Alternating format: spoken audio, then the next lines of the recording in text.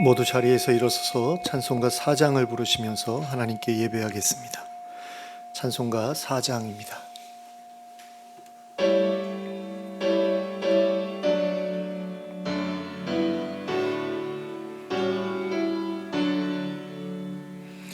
성부 성자와 성령 영원히 영광 받으옵소서. 태초로 지금까지 또 길이 영원 무궁 성삼위께 영광. 아멘. 함께 기도하겠습니다. 사랑과 은혜가 풍성하신 하나님 아버지, 한 주간 동안 저희의 삶을 지켜주시고 또 이렇게 함께 이 자리에 모여 예배하게 하심을 감사합니다. 하나님, 이 자리에서 저희가 하나님 만나 뵙기 원합니다. 성령으로 저희 가운데 임하여 주시옵소서. 그래서 저희의 마음을 새롭게 하시고 저희의 삶을 새롭게 하여 주시옵소서. 저희의 망가졌던 모든 것들을 새롭게 고쳐주시고 하나님과 동행하면서 지금보다 더 아름다운 삶을 살아갈 수 있도록 이 시간 힘을 더하여 주시옵소서. 예수 그리스도의 이름으로 기도하였습니다. 아멘.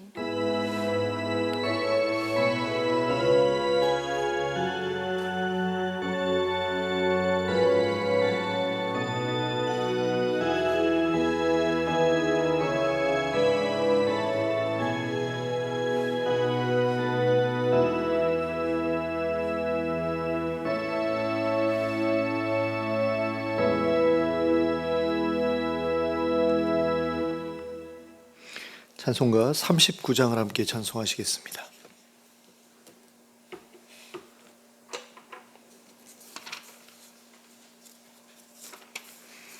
찬송가 39장입니다.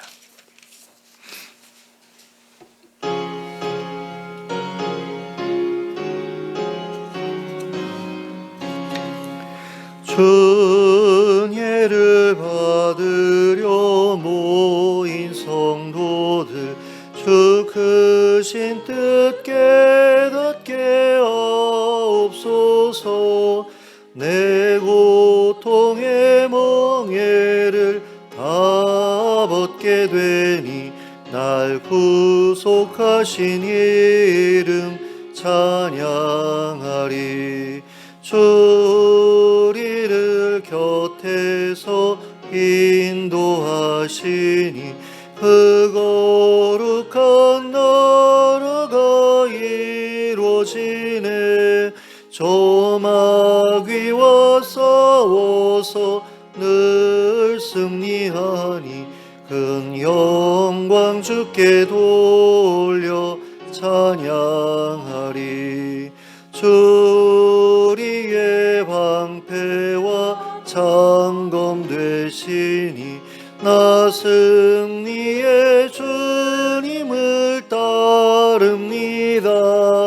큰 환난을 당할 때 늘 도우시니 승전가 높이 불러 찬양하리. 주 아멘.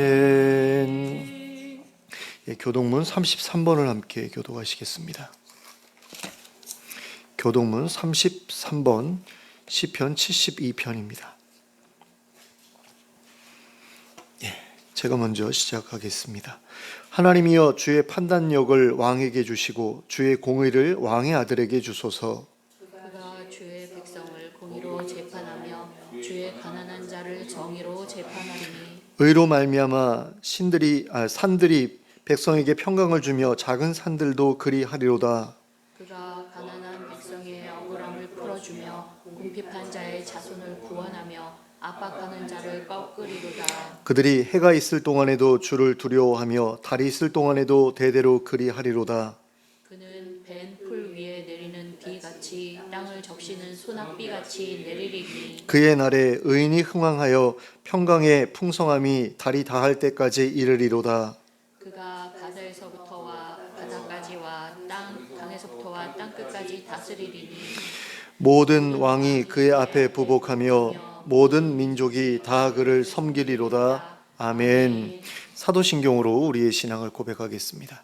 전능하사 천지를 만드신 하나님 아버지를 내가 믿사오며 그 외아들 우리 주 예수 그리스도를 믿사오니 이는 성령으로 잉태하사 동정녀 마리아에게 나시고 본디오 빌라도에게 고난을 받으사 십자가에 못 박혀 죽으시고 장사한 지 사흘 만에 죽은 자 가운데서 다시 살아나시며 하늘에 오르사 전능하신 하나님 우편에 앉아 계시다가 저리로서 산 자와 죽은 자를 심판하러 오시리라. 성령을 믿사오며 거룩한 공회와 성도가 서로 교통하는 것과 죄를 사하여 주시는 것과 몸이 다시 사는 것과 영원히 사는 것을 믿사옵나이다. 아멘. 모두 자리에 앉으셔서 찬송가 342장을 부르시면서 하나님께 봉헌 드리겠습니다. 342장입니다.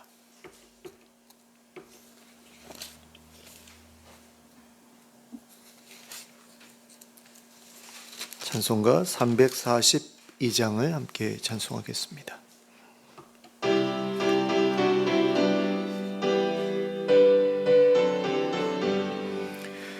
너 시험을 당해 죄 짓지 말고 너 용기를 다해 못 물리치라. 너 시험을 이겨 새 힘을 얻고 주 예수를 믿어 늘 승리하라. 우리 구주의 힘과 그의 위로를 빌라. 주님 내 편에 서서 항상 도우시리. 내 친구를 삼가 잘 선택하고 넌 행을 삼가 늘 조심하라. 너 열심을 다해 늘 충성하고 온 정성을 다해 주 봉사하라. 우리 구주의 힘과 그의 위로를 빌라. 주님 내 편에 서서 항상 도우시리. 잘 이기는 자는 상 받으리니 너 다치지 말고 늘 전진하라. 예수 힘 주시리니 주 예수를 믿어 늘 승리하라. 우리 구주의 힘과 그의 위로를 빌라. 주님 내 편에 서서 항상 도우시리. 아멘. 함께 기도하겠습니다. 사랑과 은혜가 풍성하신 하나님 아버지, 하나님께서 한 주간 동안 저희의 삶을 보살펴 주신 것을 감사합니다. 하나님께서 지켜주셔서 저희가 또 한 주간을 무사히 보내고 이렇게 하나님 앞에 모였습니다. 하나님의 은혜가 참으로 큽니다. 저희의 모든 필요를 하나님께서 지금까지 채워주셨고 또 저희를 인도해 주셔서 저희가 지금까지도 계속해서 주님과 동행하고 있습니다. 그리고 이러한 동행의 끝에 하나님 나라가 예비되어 있음을 저희가 믿고 있습니다. 하나님 그 소망을 저희가 끝까지 놓지 않고 늘 하나님 쫓아가는 인생이 될 수 있게 해주시길 원합니다. 하나님께서 저희를 위해 얼마나 아름다운 것들을 예배해 두고 계시는지를 마음속에 늘 기억하게 하시고 하나님 그때를 위하여 준비해가는 그 삶 가운데 혹시라도 힘들고 어려운 일이 찾아올지라도 실망하고 낙심하고 좌절하여 주저앉아 있지 말게 하시고 계속해서 하나님의 손을 붙들고 나아가는 그런 인생이 될 수 있도록 허락해 주시옵소서. 그래서 우리가 인생을 살아가면서 만나는 여러 가지 어려운 가운데에도 계속해서 주저앉지 않고 다시 일어설 수 있는 힘을 얻을 수 있게 해주시길 원합니다. 특별히 하나님 저희에게 있는 문제들 가운데 건강의 문제를 하나님께서 기억하시고 또 고통받고 있는 분들 계시면 하나님 친히 해결해 주시길 원합니다. 질병으로 인해 또 노환으로 인해 고통받고 있는 우리 성도님들 한 분 한 분 찾아가 주시고 만나 주시고 손 얹어 주시고 깨끗하게 낫게 하여 주시고, 그래서 하나님께서 부르시는 날까지 늘 건강하게 하시고 그 건강한 몸으로 하나님과 동행하게 하시고 주위 사람들을 섬길 수 있는 그런 삶이 될 수 있도록 인도해 주시옵소서.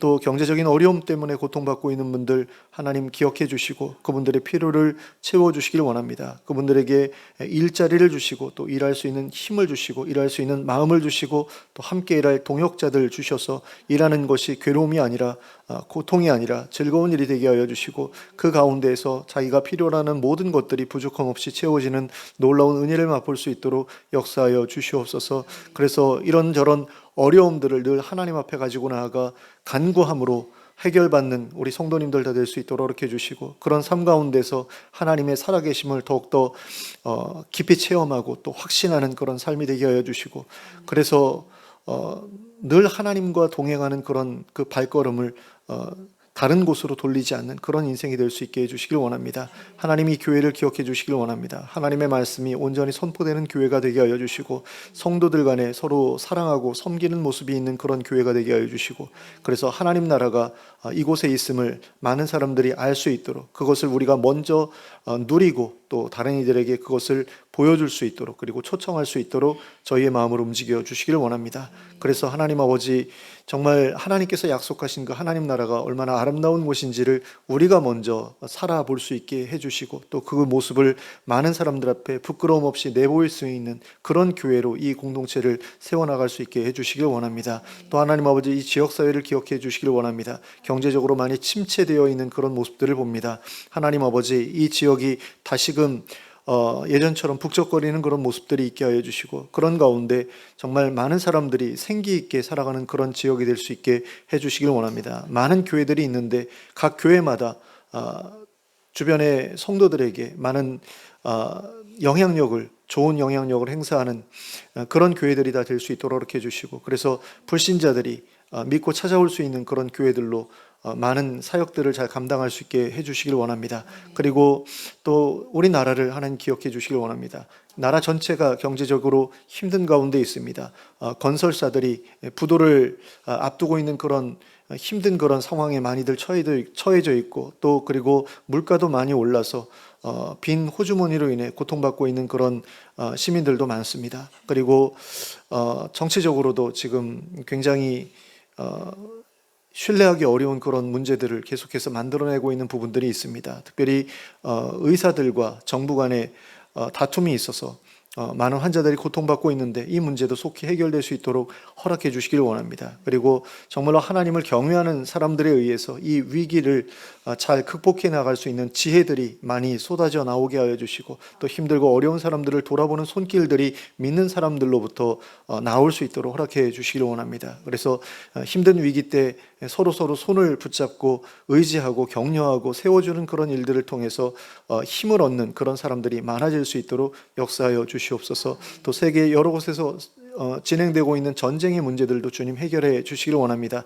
이스라엘과 팔레스타인 간의 전쟁도 종식되게 하여 주시고 또 러시아와 우크라이나 간의 전쟁도 종식될 수 있도록 허락해 주시고, 하나님 아버지, 그 전쟁으로 인해 고통받고 있는 이재민들의 그 고통을 하나님께서 헤아려 주시고 그들의 필요를 채워줄 수 있도록 사람들의 마음을 움직여 주시길 원합니다. 또 그리고 자연재해로 인해서 고통받고 있는 이들도 빨리 원래의 모습으로 원래의 삶으로 돌아가는 그런 일들이 일어나게 하여 주시옵소서. 또 세계 여러 곳에 흩어져서 사역하고 있는 선교사님들, 선교단체들, NGO 단체들을 기억해 주시고 또 하나님 아버지, 국내에서 사역하고 있는 그와 동일한 단체들도 기억하여 주셔서 그들의 사역들을 통해서 아름다운 열매가 여기저기 잘 맺혀지게 하여 주시고, 그래서 삶의 고통을 받고 있는 이들이 필요한 것들을 공급받고 생명을 얻을 수 있도록 허락해 주시고 또 무엇보다 영원한 생명을 얻는 일들이 풍성하게 이루어질 수 있도록 허락하여 주시옵소서. 하나님, 저희가 이 예배 시간에 하나님께 드리는 찬양과 기도와 예물을 하나님 기쁘게 받아주시길 원합니다. 그리고 저희가 드린 예물이 하나님의 뜻 가운데서 아름답게 사용될 수 있길 원합니다. 정말 필요한 곳에 흘러갈 수 있게 되길 원하고, 정말 어렵고 정말 먹을 것이 없거나 아니면 난방비가 없거나 하는 어떤 그런 삶의 기본적인 것들이 채워지지 않는 분들에게 흘러갈 수 있도록 이렇게 해주셔서 그분들이 정말 생명을 계속해서 유지해 나갈 수 있는 그런 도움을 우리의 헌신을 통해서 얻을 수 있도록 주님 도와주시옵소서. 또 하나님, 이 시간에 하나님의 은혜를 저희가 기대합니다. 하늘의 신령한 복으로 저에게 복 주시길 원합니다. 하나님께서 친히 저에게 하나님의 음성을 들려주시고 하나님의 뜻을 깨닫는 역사를 허락해 주시고 또 하나님께서 만져주시는 그런 손길을 경험하게 하시고 온전한 믿음을 또 하나님의 사랑에 대한 확신을 얻어가지고 돌아가는 시간 될 수 있도록 이 시간 함께하여 주시옵소서. 예수 그리스도의 이름으로 기도하였습니다. 아멘.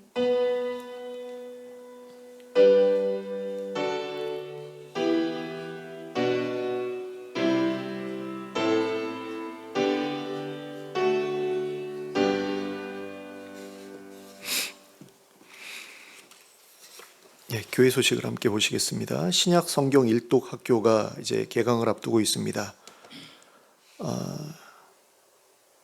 2024년 4월 16일 이제 오는 화요일부터 시작이 되고요. 7월 9일까지 진행이 됩니다. 그래서 13주에 걸쳐서 이 강의가 진행이 되는데 매주 화요일 저녁 7시 30분부터 아마 9시나 9시 반까지 아마 진행이 될 것 같고요. 온라인으로 진행을 하기 때문에 댁에서 이제 편안하게 강의에 참여할 수 있을 것 같습니다. 그래서 문의는 홍미라 목사님께 해주시면 되겠습니다. 나머지 광고는 주보를 참고하시면 되겠습니다. 좌우를 둘러보시면서 인사 나누시기 바랍니다. 잘 오셨습니다. 몇 주 만에 뵙습니다. 자, 하나님의 말씀 함께 보시겠습니다. 여호수아서 6장 1절부터 21절까지 말씀입니다.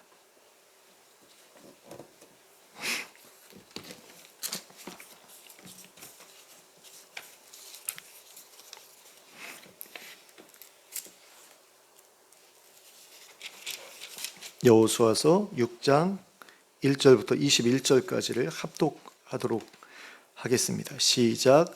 이스라엘 자손들로 말미암아 여리고는 굳게 닫혔고 출입하는 자가 없더라.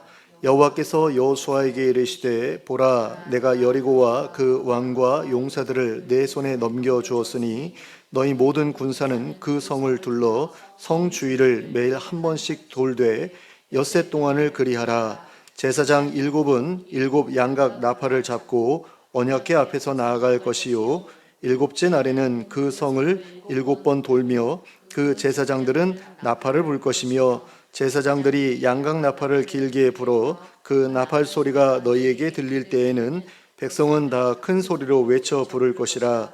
그리하면 그 성벽이 무너져 내리리니 백성은 각기 앞으로 올라갈지니라 하시매 눈의 아들 여호수아가 제사장들을 불러 그들에게 이르되 너희는 언약궤를 메고 제사장 7은 양각 나팔 7을 잡고 여호와의 궤 앞에서 나아가라 하고 또 백성에게 이르되 나아가서 그 성을 돌되 무장한 자들이 여호와의 궤 앞에서 나아갈지니라 하니라. 여호수아가 백성에게 이르기를 마침에 제사장 7은 양각 나팔 7을 잡고 여호와 앞에서 나아가며 나팔을 불고 여호와의 언약궤는 그 뒤를 따르며 그 무장한 자들은 나팔 부는 제사장들 앞에서 행진하며 후군은 궤 뒤를 따르고 제사장들은 나팔을 불며 행진하더라. 여호수아가 백성에게 명령하여 이르되 너희는 외치지 말며 너희 음성을 들리게 하지 말며 너희 입에서 아무 말도 내지 말라. 그리하다가 내가 너희에게 명령하여 외치라 하는 날에 외칠지니라 하고 여호와의 궤가 그 성을 한 번 돌게 하고 그들이 진영으로 들어와서 진영에서 자니라. 또 여호수아가 아침에 일찍이 일어나니 제사장들이 여호와의 궤를 메고 제사장 7은 양각 나팔 7을 잡고 여호와의 궤 앞에서 계속 행진하며 나팔을 불고 무장한 자들은 그 앞에 행진하며 후군은 여호와의 궤 뒤를 따르고 제사장들은 나팔을 불며 행진하니라. 그 둘째 날에도 그 성을 한 번 돌고 진영으로 돌아오니라. 엿새 동안을 이같이 행하니라. 7째 날 새벽에 그들이 일찍이 일어나서 전과 같은 방식으로 그 성을 7번 도니 그 성을 7번 돌기는 그날뿐이었더라. 7번째에 제사장들이 나팔을 불 때에 여호수아가 백성에게 이르되 외치라. 여호와께서 너희에게 이 성을 주셨느니라. 이 성과 그 가운데에 있는 모든 것은 여호와께 온전히 바치되 기생 라합과 그 집에 동거하는 자는 모두 살려주라. 이는 우리가 보낸 사자들을 그가 숨겨 주었음이니라. 너희는 온전히 바치고 그 바친 것 중에서 어떤 것이든지 취하여 너희가 이스라엘 진영으로 바치는 것이 되게 하여 고통을 당하게 되지 아니하도록 오직 너희는 그 바친 물건에 손대지 말라. 은금과 동철 기구들은 다 여호와께 구별될 것이니 그것을 여호와의 곳간에 드릴지니라 하니라. 이에 백성은 외치고 제사장들은 나팔을 불매 백성이 나팔 소리를 들을 때에 크게 소리질러 외치니 성벽이 무너져 내린지라. 백성이 각기 앞으로 나아가 그 성에 들어가서 그 성을 점령하고 그 성 안에 있는 모든 것을 온전히 바치되 남녀노소와 소와 양과 나귀를 칼날로 멸하니라. 아멘. 하나님께서 이집트에서 종살이하던 이스라엘 백성들을 구원하신 이유는 예전에 아브라함에게 하셨던 약속을 지키시기 위함이었습니다. 하나님께서는 오래전 아브라함에게 그의 후손들로 하여금 큰 민족을 이루게 하고 그들에게 가나안 땅을 주겠다고 약속하신 적이 있었습니다. 그리고 그 약속대로 이스라엘 백성들로 하여금 큰 민족을 이루게 하셨습니다. 그리고 그들을 이집트에서 이끌어내어 가나안 땅으로 인도하셨습니다. 그런데 이스라엘 백성들은 가나안 땅을 목전에 두었을 때 이집트로 되돌아가겠다고 떼를 쓰기 시작했습니다. 가나안 사람들에 대한 정탐꾼들의 이야기를 듣고 겁에 질렸기 때문이었습니다. 이처럼 하나님께서는 자신의 약속을 지키고자 하셨는데 이스라엘 사람들은 오히려 하나님께서 하시려는 일에 반기를 들었습니다. 그래서 하나님께서는 하나님의 계획에 반대했던 모든 이들을 40년간의 광야 생활을 통해 멸절시키셨습니다. 그리고 그들의 후손들로 하여금 가나안 땅으로 들어가게 하셨습니다. 요단강을 건너 가나안 땅으로 들어간 이스라엘 백성들이 가장 먼저 만나게 된 성읍은 여리고였습니다. 여리고는 60만 명이나 되는 이스라엘 군사들이 그 둘레를 돌 수 있을 정도로 거대한 성읍이었습니다. 게다가 여리고 성은 여부수 사람들이 장악하고 있었던 시온 산성과 마찬가지로 산골짜기에 위치하고 있었습니다. 그래서 성문을 굳게 닫아 걸기만 하면 난공불락의 요새가 되었습니다. 일반적인 경우라면 이러한 거대한 장애물을 만났을 때 그냥 그곳을 돌아서 가면 됩니다. 그러나 이때에는 그럴 수 없었습니다. 그 이유는 가나안의 모든 땅이 이스라엘 백성들이 정복해야 할 땅이었기 때문입니다. 그러므로 여리고만 빼놓고 지나갈 수는 없었습니다. 또한 정복하기 어렵다고 해서 하나둘 포기하다 보면 가나안 땅에 이스라엘 백성들이 정복할 만한 성읍은 얼마 남지 않게 될 것이 분명했습니다. 그뿐 아니라 나중에 정복하기로 하고 돌아서 가는 것도 위험한 일이었습니다. 배후에 적을 두고 전진하다 보면 뒤로부터 공격을 당할 수도 있었기 때문입니다. 게다가 여리고성은 가나안 땅에서 만났던 첫 성읍이었습니다. 그런 점에서 이 성읍을 정복하는 일은 가나안 정복이라는 대업에 있어서 첫 단추를 끼우는 것과 마찬가지의 일이었습니다. 이 성읍을 정복하지 못한다면 이스라엘 백성들은 광야에서 죽은 자기 부모들과 마찬가지로 가나안 정복을 불가능한 일이라고 생각해서 포기하고 돌아서게 될 수도 있었습니다. 그래서 하나님께서는 이 일에 깊이 개입하기로 결정하셨습니다. 당신의 능력을 이스라엘 백성들 앞에 분명하게 나타내 보이기로 하셨습니다. 그리고 놀라운 기적으로 이스라엘 백성들이 이 성읍을 정복할 수 있게 해주셨습니다. 성 안에 조력자가 있어서 성문을 열어주었던 것이 아니었습니다. 공성전을 위한 특별한 무기가 있었던 것도 아니었습니다. 우리가 잘 아는 바와 같이 이 성읍은 스스로 무너져 내렸습니다. 6일에 걸쳐 하루에 한 번씩 이스라엘의 모든 군사들이 이 성읍의 주위를 열을 맞추어 돌았습니다. 그리고 7째 날에는 7바퀴를 돌았습니다. 그리고 돌기를 마치자 온 힘을 다해 소리를 질렀습니다. 그러자 이 성읍이 와르르 무너져 내렸습니다. 여리고의 모든 성벽이 무너져 내렸는지 아니면 일부만 무너져 내려서 그 틈으로 들어갈 수 있게 되었던 것인지는 알 수 없습니다. 분명한 것은 그 일이 아니었으면 이 성을 정복하는데 많은 희생이 따랐을 것이라는 점입니다. 그러나 성벽이 무너져 내림으로써 이스라엘 백성들은 별다른 희생 없이 이 거대한 성읍을 정복할 수 있었습니다. 그런데 오늘날의 어떤 기독교인들은 여리고에서 벌어졌던 이 일을 흉내내서 하나님의 도우심을 힘입고자 하기도 합니다. 교회 건축 부지를 마련하기 위해 사들이고자 하는 땅의 주위를 날마다 떼지어 돌면서 기도하는 그런 교회의 교인들을 볼 수 있습니다. 또한 복음을 전하고자 하는 지역의 주위를 날마다 빙글빙글 돌면서 영적인 방해를 없애달라고 기도하는 선교사님들도 있습니다. 이런 방식으로 기도하는 것을 그들은 땅밟기 기도라고 부릅니다. 또 여리고 작전이라고 부르는 분들도 있습니다. 그러나 이것은 여호수아가 했던 여리고 정복 전쟁과는 결코 같지 않은 일입니다. 그러므로 효과를 보장할 수 없습니다. 왜냐하면 이스라엘 백성들의 경우는 하나님께서 그렇게 하라고 명령하셨기 때문에 순종해서 했던 일이지만, 오늘날의 기독교인들은 거의 대부분 하나님께 직접적인 명령을 받은 일이 없음에도 불구하고 그런 일을 하는 것이기 때문입니다. 물론 땅밟기 기도나 여리고 작전을 시행하다 보면 더 열심히 기도하게 되고 더 오랫동안 기도하게 되는 유익이 있습니다. 그러므로 그런 식으로 기도하는 것을 무조건 잘못된 일이라고 비난하는 것은 합당하지 못합니다. 큐티를 비난하는 사람들 치고 큐티하는 사람들보다 성경 말씀을 더 열심히 묵상하는 사람들이 별로 없는 것처럼, 땅밟기 기도나 여리고 작전을 비난하는 사람들 치고 그 일을 하는 사람들보다 더 열심히 기도하는 사람이 별로 없습니다. 그러므로 이러한 일에 대해서는 무조건 비난하기보다는 그들의 마음과 열심에 대해 인정하고 긍정적으로 보아주는 태도가 필요하다고 하겠습니다. 그런데 오늘날의 땅밟기 기도나 여리고 작전 같은 것들이 어떤 이들에게는 미신적이고 비상식적인 행동으로 보이는 것처럼, 여호수아가 이끈 이스라엘 군대가 여리고 주위를 돌았던 일 역시 당시에는 굉장히 이상해 보이는 일이었습니다. 이스라엘 백성들에게도 그렇게 보였을 수 있겠지만 여리고 사람들이 볼 때에는 더 그랬을 겁니다. 성벽 위에서 이스라엘 백성들을 내려다보면서 저놈들이 미쳤나라고 생각했을 수도 있습니다. 그런데 그 미친 짓 같은 일이 놀라운 결과를 가져왔습니다. 성 주위를 겨우 13바퀴 돌았을 뿐이고 그저 입을 모아 소리를 크게 한번 질렀을 뿐인데도 거대한 성벽이 무너져 내렸습니다. 어떤 사람들은 여리고 성이 이렇게 맥없이 무너져 내렸던 이유가 공명 현상에 의한 것이었으리라고 주장합니다.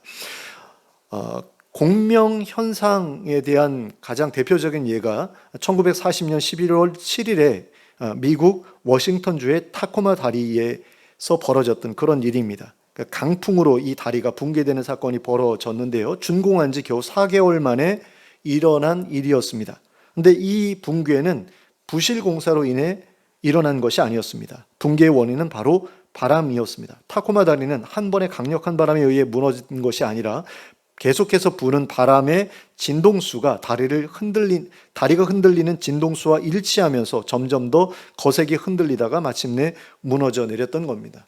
그러니까 공명 현상에 의해서 이 다리가 무너져 내렸다라고 그렇게 학자들이 붕괴 원인을 밝혀냈는데요. 그런 점에서 여리고 성도 어쩌면 이스라엘 백성들이 발맞추어 걸으면서 만들어냈던 진동수와 커다란 함성 소리의 진동수가 일치함으로써 무너져 내렸던 것일 수도 있습니다. 하지만 기원전 1400년경에 살았던 이 사람들이 공명 현상에 대해서 알고 있었을 것 같지는 않습니다. 그리고 알고 있었다고 하더라도 여리고성을 그런 방식으로 무너뜨리겠다는 계획을 짜낼 수는 없었을 것입니다. 그러므로 이 계획은 절대로 여호수아나 그 당시 사람들의 머리에서 나올 수 있는 계획이 아니었습니다. 이 계획은 전적으로 하나님으로부터 나온 계획이었습니다. 하나님께서 공명이라는 과학적 현상을 이용하셨든 아니면 다른 초자연적인 능력을 동원하셨든 이 모든 일은 하나님께서 친히 계획하시고 친히 이루어내신 일이었습니다.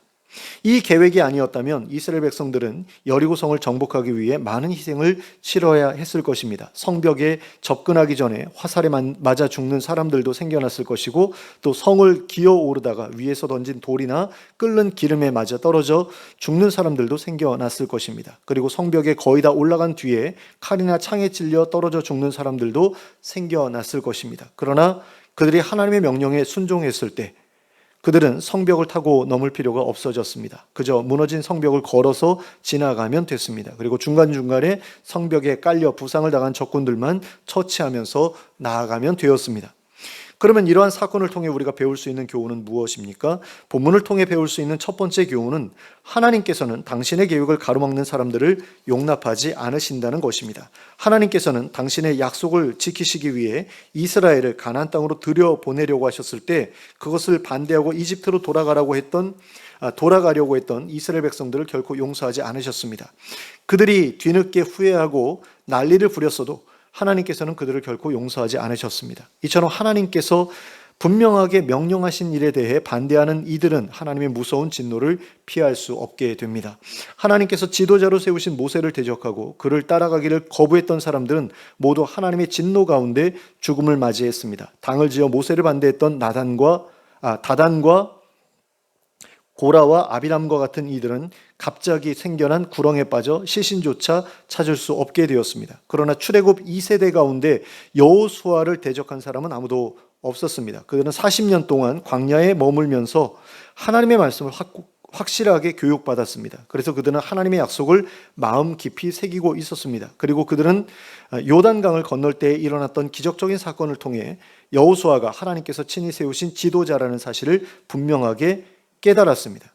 그래서 여호수아가 명령하는 그대로 하나님의 뜻을 좇아 가나안 땅을 향해 나아갔습니다. 그래서 부모들이 맞서 싸우기를 두려워했던 가나안 족속들과도 담대하게 맞서 싸웠습니다. 그래서 그들은 결국 가나안 땅에 들어갈 수 있었습니다. 본문을 통해 배울 수 있는 두 번째 교훈은 하나님께서 세우신 지도자의 뒤를 따라가기만 하면 하나님께서 반드시 나아갈 길을 열어주신다는 것입니다. 출애굽 2세대가 가나안 땅에 들어가기 위해 여호수아의 인도를 따라 나아갈 때 요단강이 갈라졌습니다. 그리고 여리고성의 성벽도 무너졌습니다. 그래서 아무런 방해 없이 그 강을 건넜고 그 성벽도 통과했습니다. 그런데 이러한 일들은 우리가 예수 그리스도의 인도를 따라 나아갈 때에 일어나게 될 일에 대한 예표이기도 합니다. 여호수아라는 이름과 예수라는 이름은 서로 같은 의미를 가지고 있는 같은 이름입니다. 그러니까 여호수아를 이렇게 축약하면 예수라는 이름이 되는 거죠. 예수라고 우리가 보통 이야기를 하는데 사실은 예수아라고 그렇게 발음할 수도 있는 그런 이름이거든요. 그래서 두 이름 모두 여호와는 구원이시다, 여호와가 구원하신다라는 의미를 가지고 있는 같은 단어라고 보아도 틀리지 않습니다. 이 이름들이 상징하는 것처럼 여호수아는 예수님의 예표가 되는 인물이었습니다.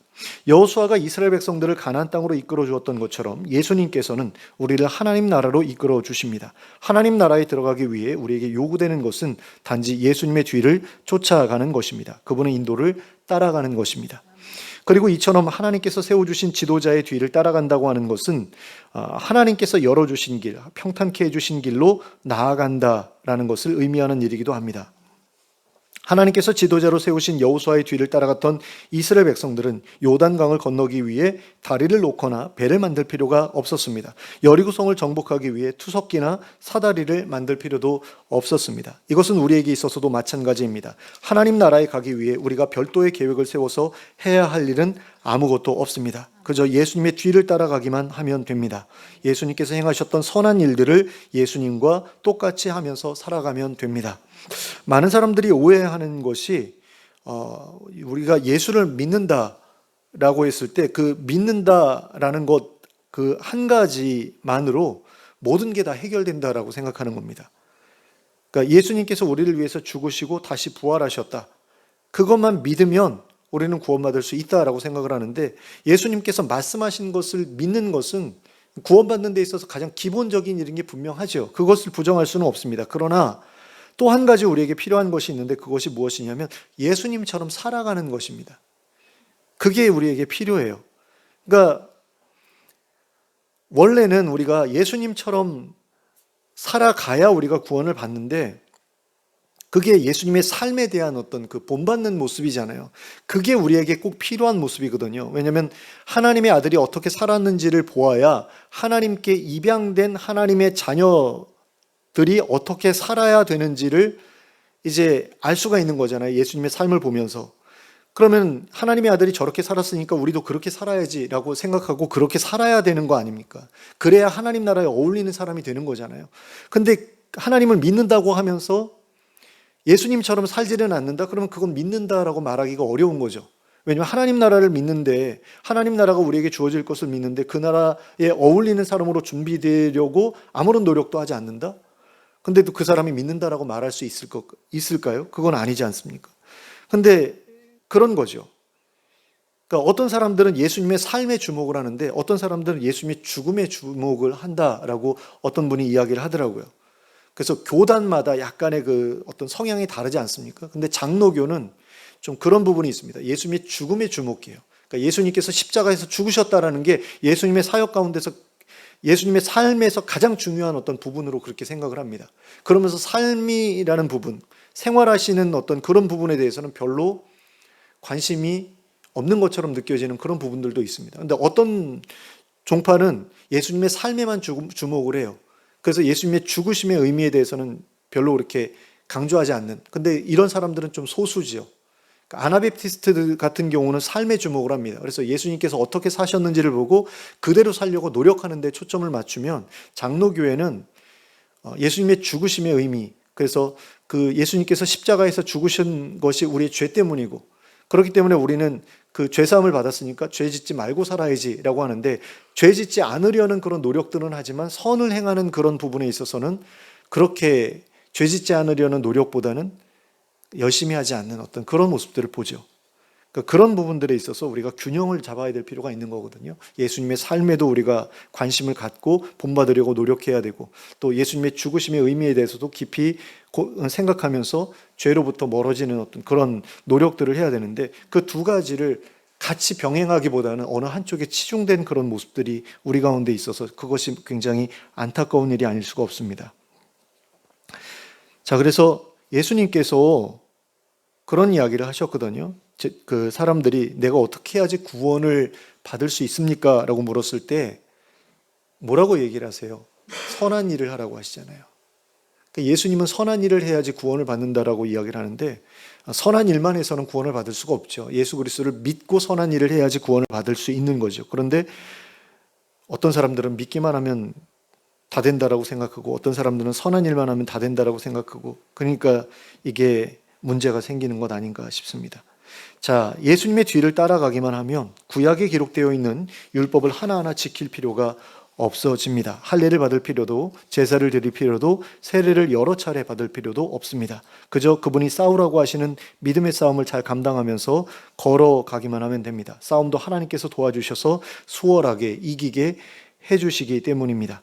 그러므로 우리는 그저 하루하루 그분이 인도하시는 대로 따라가고 그분이 말씀하신 대로 살아가려고 애쓰기만 하면 됩니다. 물론 때로는 넘어질 수도 있고 실패할 수도 있습니다. 하지만 방향만 확실하다면 계속해서 나아가면 됩니다. 넘어졌어도 실패했어도 다시 일어나서 같은 방향으로, 그러니까 예수님께서 걸어가신 그 방향으로만 나아가면 된다라는 겁니다. 그러면 마지막에는 하나님 나라에 도착하게 됩니다. 그러므로 중도에 포기하지만 않으면 됩니다. 중도에 돌아서지만 않으면 됩니다. 이게 굉장히 중요한 부분입니다. 그러니까 이스라엘 백성들이 이집트에서 나와서 가나안 땅을 향해서 계속해서 나아갔잖아요. 근데 어떤 사람들이 하나님께 버려졌냐면 돌아선 사람들이 버려졌거든요.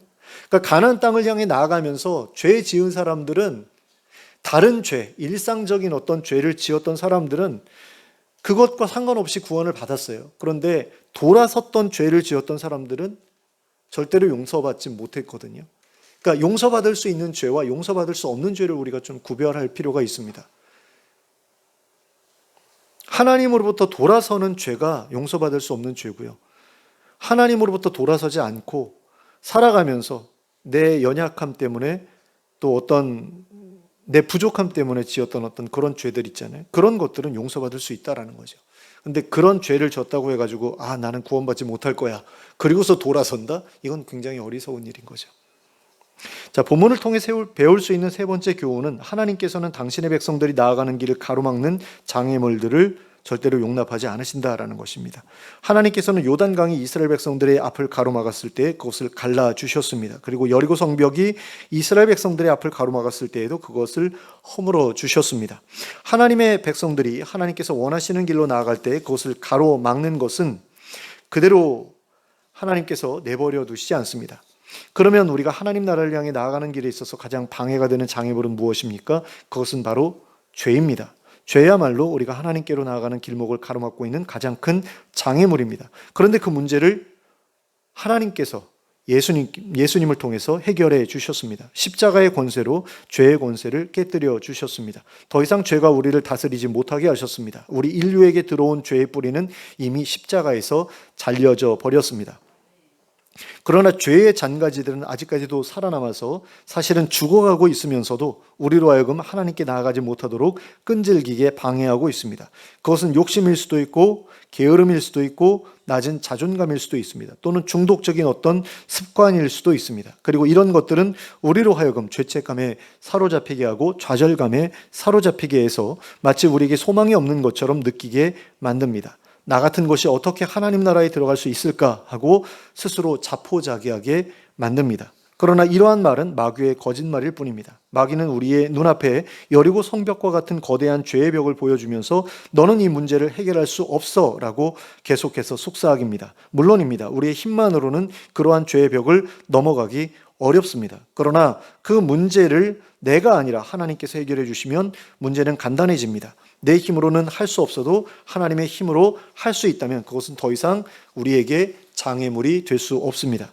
그리고 하나님의 힘으로 해결되지 않는 문제는 세상에 존재하지 않습니다. 그러니 우리의 인생에 하나님께 나아가는 데 있어서 장애물이 될 수 있는 것은 아무것도 없습니다. 그 어떤 문제를 가지고 있더라도 어떤 장벽이 가로막고 있더라도 우리는 하나님께 나아갈 수 있고 또 하나님 나라에 들어갈 수 있습니다. 하나님께서 친히 그 문제를 해결해 주시고 그 장벽을 제거해 주시기 때문입니다. 하나님께서 이스라엘 백성들의 길을 막아서고 있었던 여리고의 성벽을 무너뜨려 길을 내어주셨던 것처럼 예수님께서는 지성소로 가는 길을 가로막고 있었던 휘장을 갈라 하나님 앞에 나아갈 수 있는 길을 열어주셨습니다. 그래서 우리는 예수님의 뒤를 따라 그 길로 나아갈 수 있게 되었습니다. 하나님 앞으로 나아갈 수 있게 되었다라는 것입니다.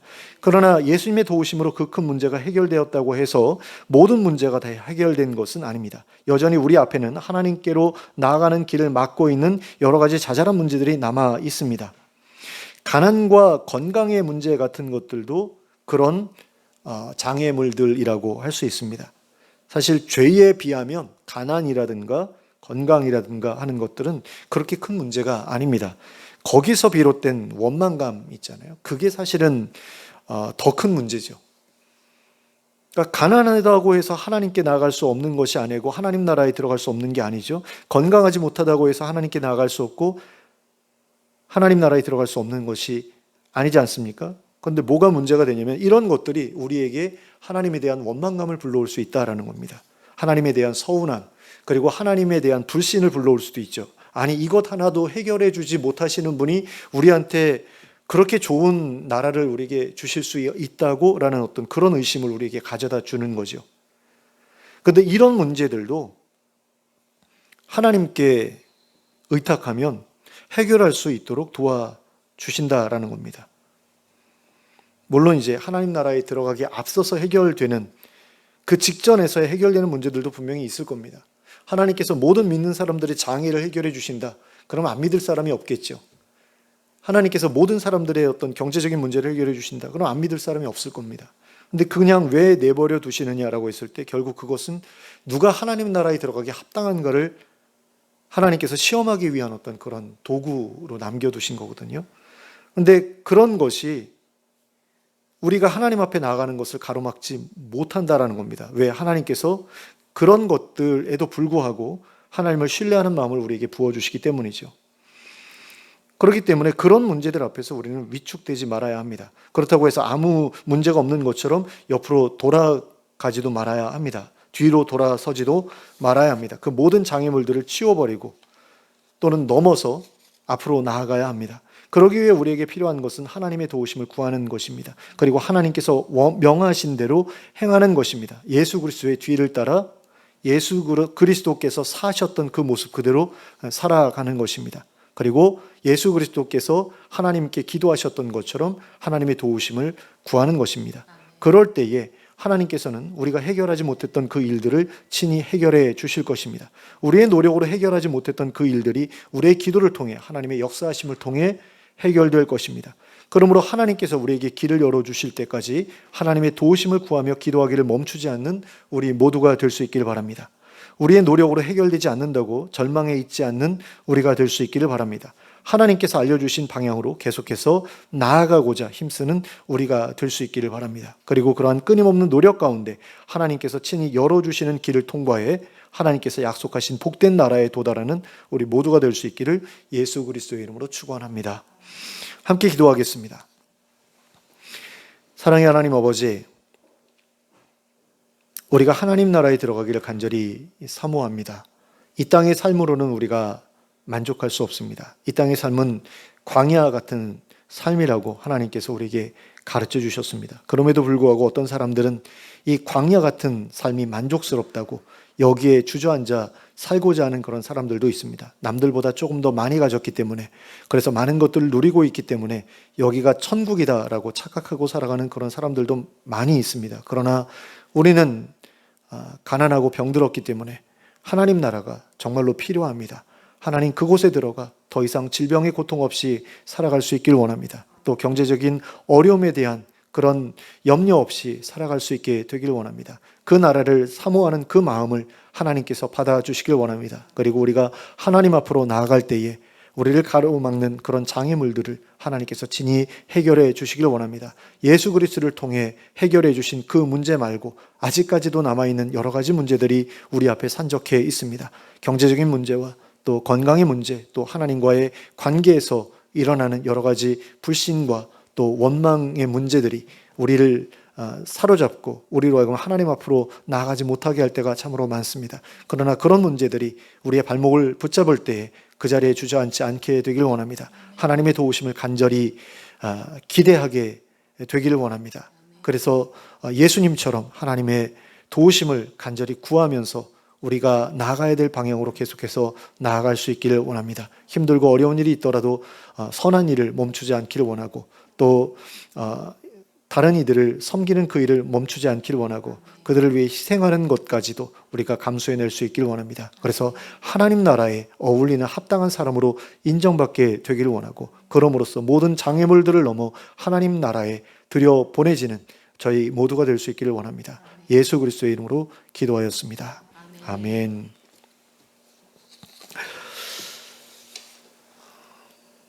모두 일어서서 찬송가 355장을 함께 찬송하겠습니다.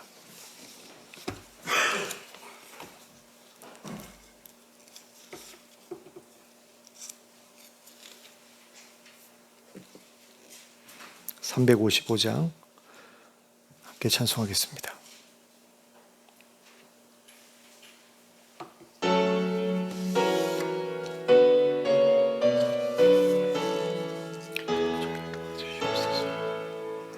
다 같이 일어나 용감히 싸워라.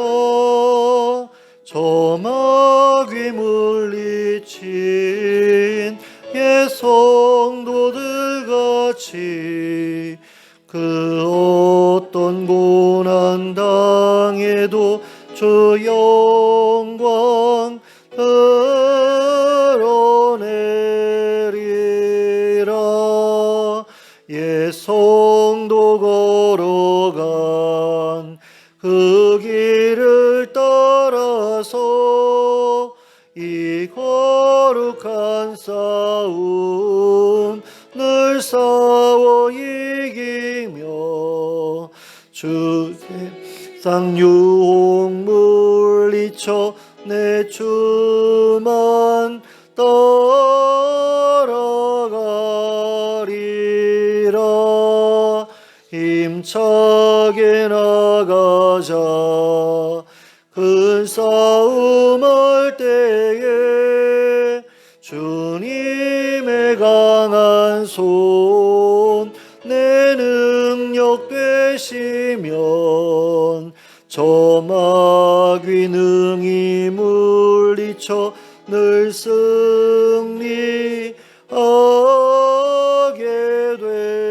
되리라.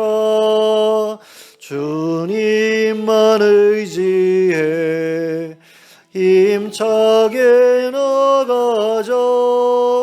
이 거룩한 싸움 곧 끝이 나리니 저 승리의 면류관을 내 주가 주시리로다.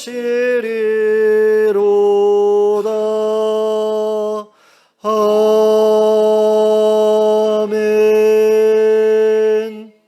함께 기도하겠습니다.